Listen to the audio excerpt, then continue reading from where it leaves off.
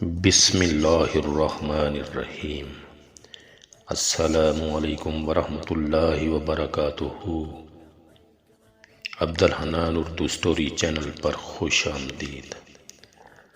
حضور اکرم صلی اللہ علیہ وآلہ وسلم نے ارشاد فرمایا، کسی غریب کو دینے پر صرف صدقہ کا ثواب ملتا ہے، لیکن کسی غریب رشتہ دار کو دینے پر دوہرا اجر ملتا ہے، ایک صدقہ کا، دوسرا صلہ رحمی کا۔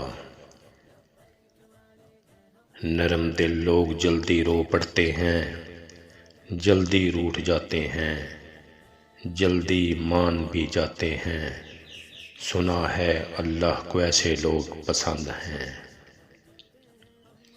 کسی کو ناراض کر کے اور کسی سے ناراض ہو کر نہیں سونا چاہیے، کیا پتہ ہم صبح جاگ ہی نہ سکیں یا وہی صبح ہمیں نہ ملے۔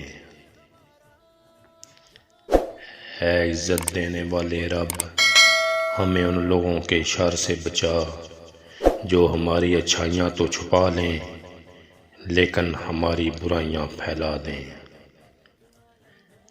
اگر کوئی آپ کی فکر کرتا ہے تو اس کی قدر کرو، کیونکہ دنیا میں تماشائی زیادہ اور فکر کرنے والے بہت کم ہوتے ہیں۔